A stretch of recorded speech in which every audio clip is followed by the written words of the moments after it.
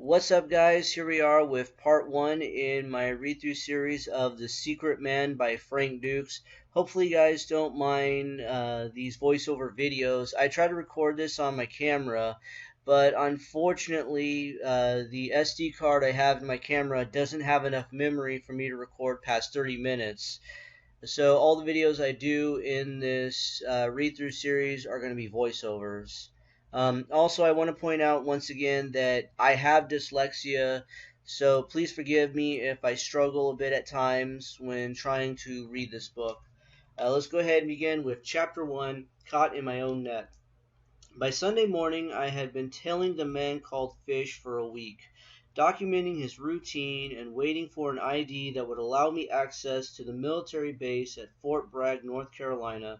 Confronting Fish at the NCO club there would allow me a measure of protection and lessen the chance that he might panic and try to take me out before I confirmed that he was the maniac I had long searched for. The path of murdered bodies he had left across the country had a twisted pattern. Although one I'd yet to discern, they'd all been John Does, probably foreigners. My guess was that he was killing off his partners in drug deals. There was no way to comprehend his motivations, but I didn't want to. Anything that differentiated the two of us was fine with me.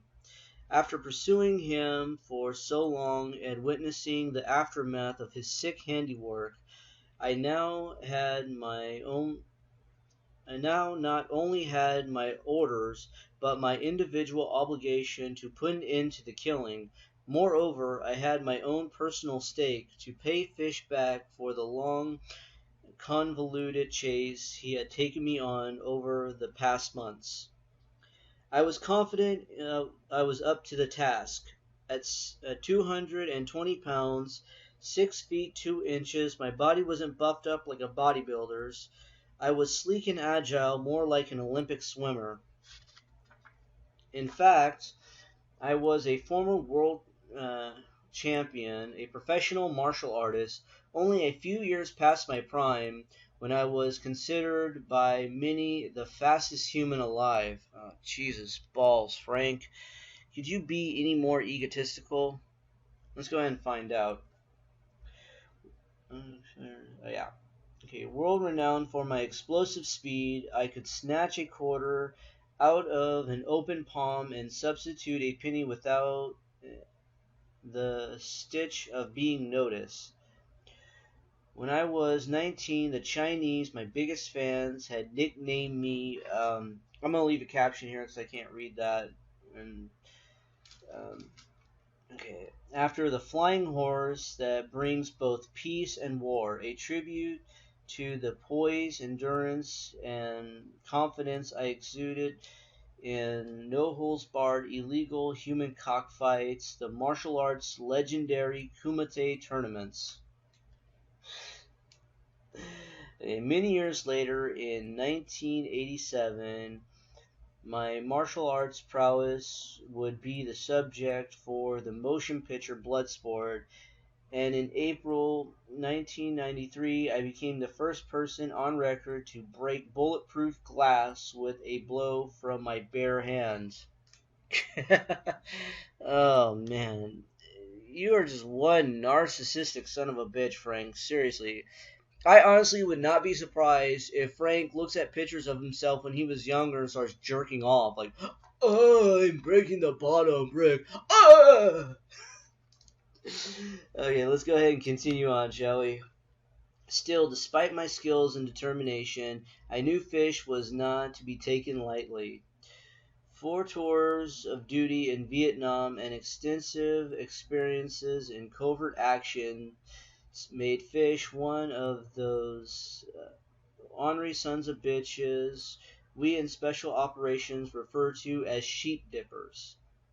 Okay, I never heard of that one because I've never worked with the CIA or served in the military, so I can't really say anything about that. But if anyone has served in the military or worked with the CIA that is watching this video right now, please feel free to give your feedback on that. where was it? Oh yeah, sheep dipper. Paramilitary personnel such as Green Berets, SEALs, or Marine snipers would resign from the military long enough to carry out dirty tricks and covert ops, and then return to customary promotion. Fish's exploits had made him one of the foremost sheep dippers to operate in the Latin American theater. Okay, he was as cunning as a fox and considered the civilian world his chicken coop. He had 23 confirmed kills at close range.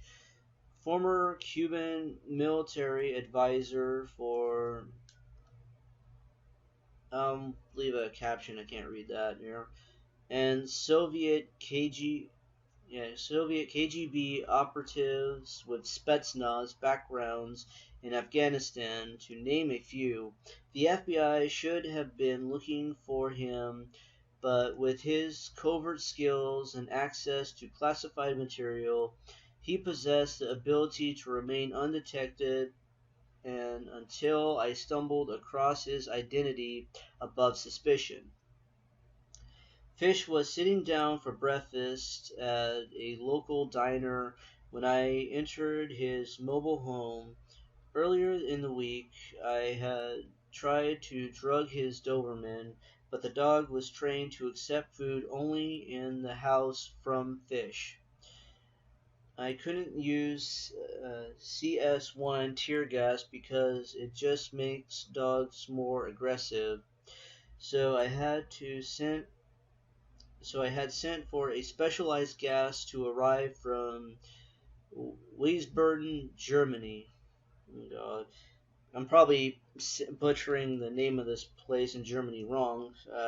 To those who live in that area of Germany, forgive me. Sorry. Okay. Now, gas canister in hand, I was ready to move.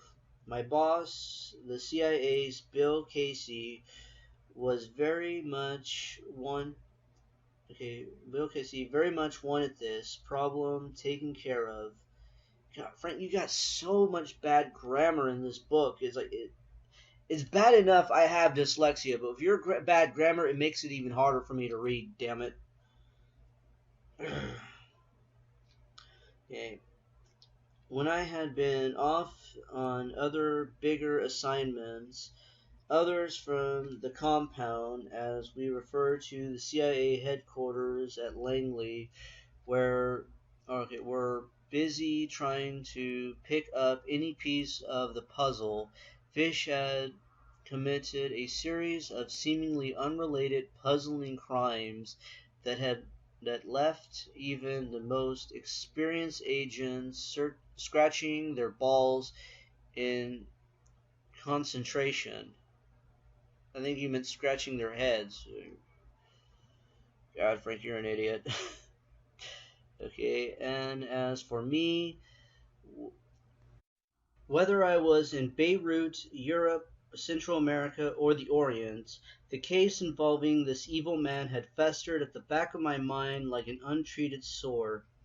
I was a bona fide animal, as they referred to us at CIA SOD, Special Operations Division. Of course, we resented being called animals and referred to ourselves as soldiers of the twilight, a title coined by spy master Richard. I'll go ahead and leave a caption as I can't pronounce this dude's last name here. During the founding days of the Office of Strategic Services, OSS, the predecessor of the CIA. We don't exist on the books, and we don't possess the official links to the agency that, if compromised, could embarrass the powers that be. We're not members of the overt, covert. I'll leave a caption. I can't read that right there. Like sheep dippers, Fish's links to the intelligence world were precisely why his extracurricular crimes could prove so catastrophic to the agency's work and reputation. That's why Casey had assigned me to this case. When events are too nasty for the frat boys, we animals carry out the dirty work in our own very independent way. No reports filed, no loose ends or no loose threads to be pulled. However, we pay a price for our independence, leaving ourselves out in the cold, naked and unprotected from Congress and unsympathetic bureaucrats. Only dying in action could earn us an imaginary brass plaque at the compound on the marble wall at CIA headquarters dedicated to the frat names of the honored dead. Now the action was actually going down. Before any confrontation, it's easy to objectify your prey and justify any outcome. It's much simpler to dispose of a monster, an agent of diabolical, diabolical cleverness, or a non-human enemy than a breathing, joking human being. The military was great at that sort of dehumanization of targets. Civilian casualties are called collateral damage. Hard to get emotionally worked up or to suffer pains of conscience over such a chemically term chemical term. Likewise, dropping bombs from 10,000 feet meant little. One never saw the true result. The distance, the distance eradicated any real sense of cause and effect responsibility. But independent operatives such as myself usually engaged in hand-to-hand struggles. We looked our foes directly in the eye, not always easy to do, and the novels and films that had provoked my desire to become a covert operative and idealistically pursue justice. You mean the novels and movies that made you make up all this bullshit? Justice. No matter the odds or the personal risk, this would have been a moment for the hero to gloat or bask in the triumph of having finally bettered a diabolical foe. But there was a difference between novels and Hollywood and real life. I did my job and I was a great hunter. However, I didn't operate in the cold and surgical fashion so often attributed to covert ops.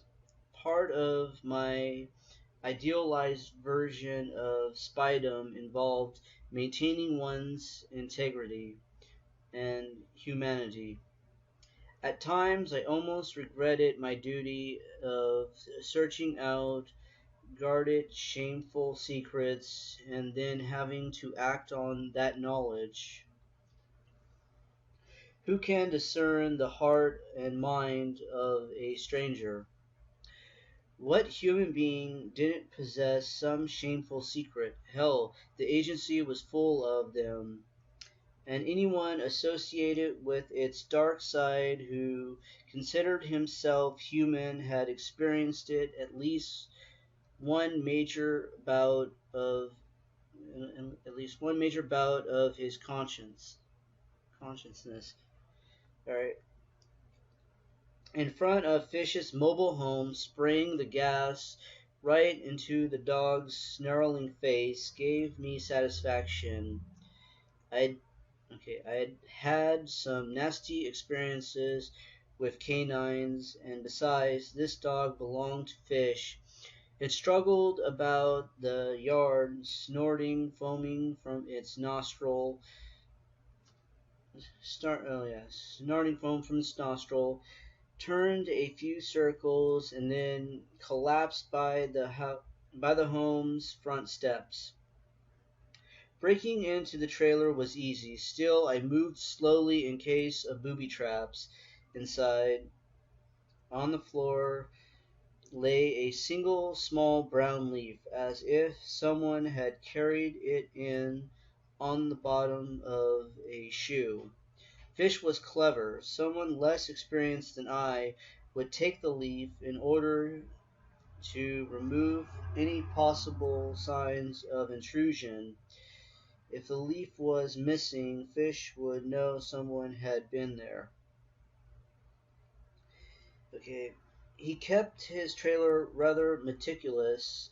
That made it simple for him to tell if anyone had searched the place, but it also but also easy for me to locate possible hiding places and make sure everything was back in order. The trash can under the sink overflown with refuse, reefs, or whatever. I'll leave a caption just because I can't really read that. Okay, the wastebasket at the end of the counter was empty, crumbled, but for a crumbled beer can. That aroused my suspicions. I grinned as I hefted the beer can and gauged its weight. The bottom of the can came off, and inside I discovered relics of the man's past, some shell casings, half of what looked like a North Vietnamese army patch, and some white putty-like material that was probably C4 plastic explosive. Sorry, I got hiccups here as a car drives by. Plastic explosive. Okay, there was also a Cuban intelligence ID with a bullet hole in the corner of its leather case. Who knows what twisted source of sentimental value these objects had for Fish? I really don't want to know. There was no guarantee of how much time I'd have to search, but fresh memories of Fish's murder victims and a year and a half of pursuit spurred me on. He could return home at any moment, prematurely forcing me into a deadly confrontation. At this point, my orders were to just find and identify Fish as the murderer we sought. His fate would be up to Bill Casey. My search grew tenser as the clock ticked away. Just as I reached the limit of what I could do without having to sweat every second and jump at every sound, I found panels built into Fish's roll-top desk. Inside, I found the proof that my pursuit of this haunting and frustrating 18-month rattle had not been wasteful thinking or my imagination playing tricks. A Soviet dart gun in the form of a pin. It could possibly just be a pin. Did you ever think of that one? Soviet dart gun in Japan. This was the murder weapon that had initially launched Bill Casey's investigation.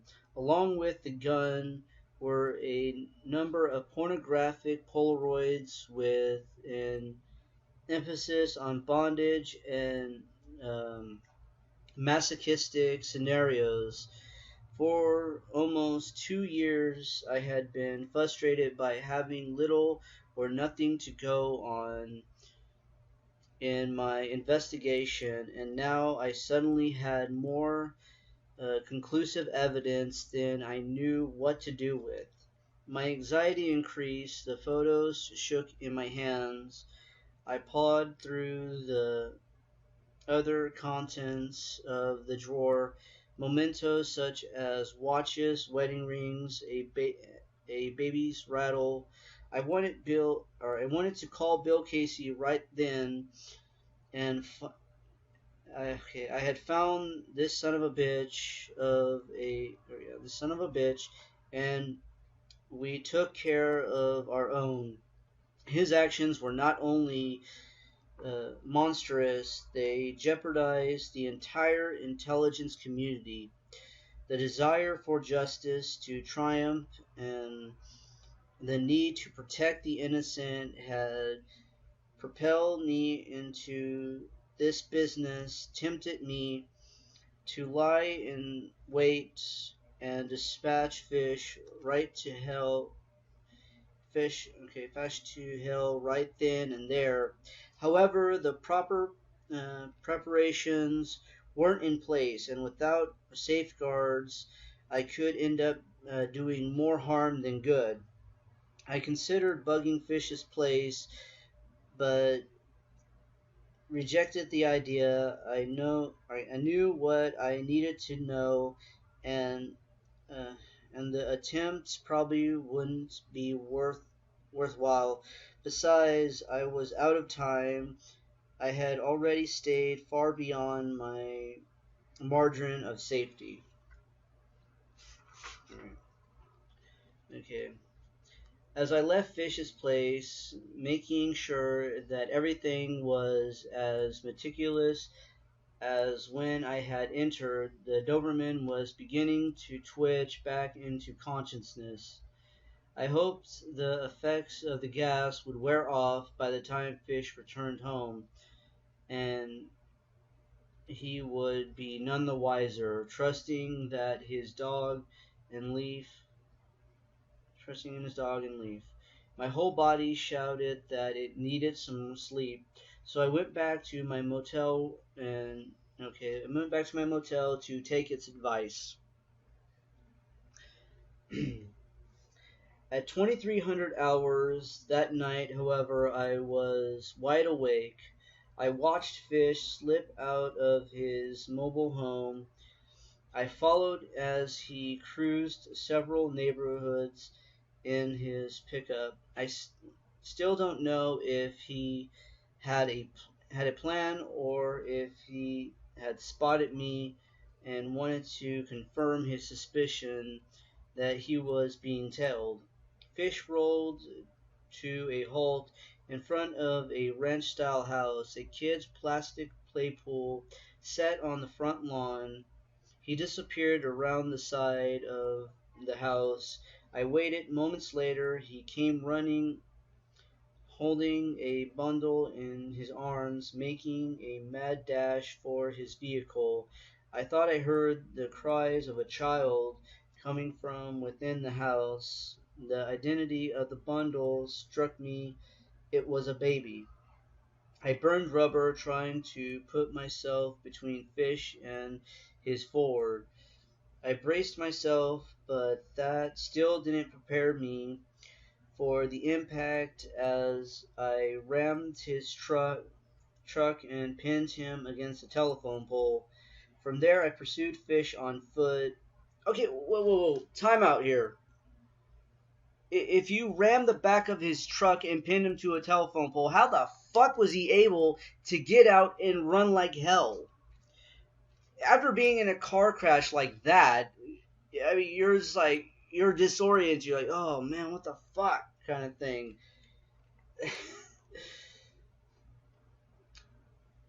I don't know, this is just me though.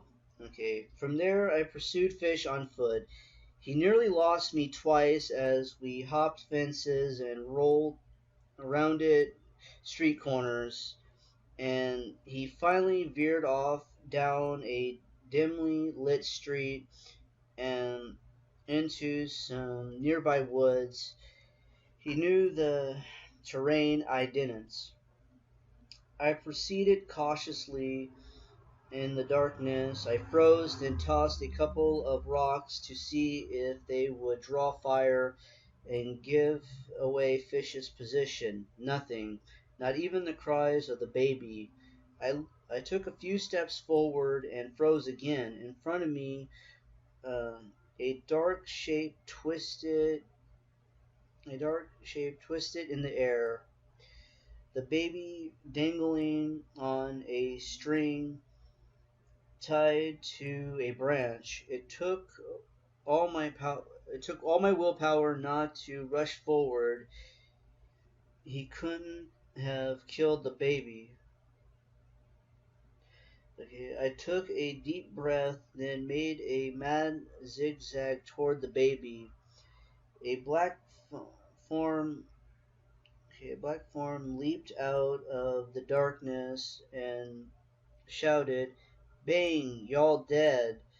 Before I recovered, the fish disappeared. I drew my knife from its sheath in my python skin boots, custom made during a stint in Southeast Asia.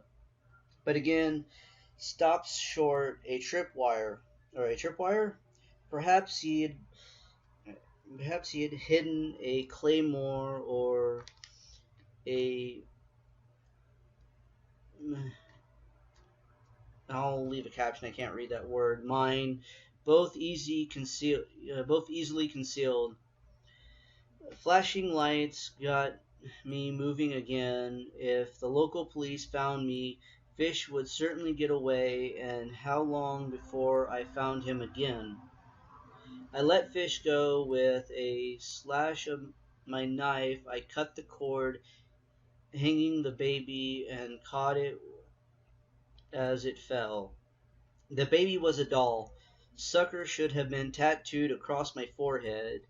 Okay, a moment to regain my composure. Then I sped off. I heard the police helicopter long before its spotlight lit up the area, and I had time to crawl into a drainage pipe.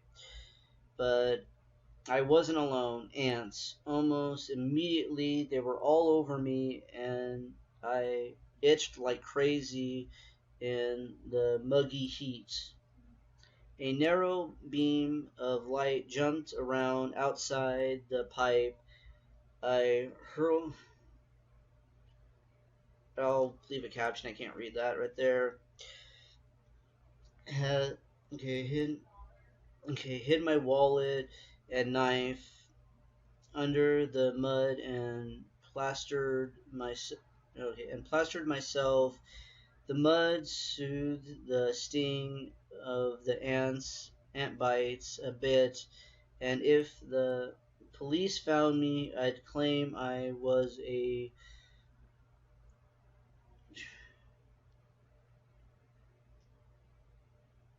um, I'll leave a caption. I can't read that right there either.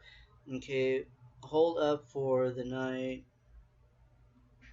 Before long, they had gone. Searches generally weren't very thorough, especially at night. What to do? Yeah, what to do next? Could Fish identify me? I didn't know if he had actually caught a glimpse of my face in the dark. Kind of glimpse of my face in the dark. Back at my motel room, I enjoyed a long hot shower, one of the creature comforts you never take for granted as a operative. Sometimes the job takes you places where the locals have never seen indoor plumbing. Whenever possible, I always traveled with a roll of toilet paper, not to mention a bottle of Louisiana hot sauce. Thank you. Oh, God. I was tired, my body ached from the crashing Fish's pickup, and I cursed myself for letting Fish play me for a fool.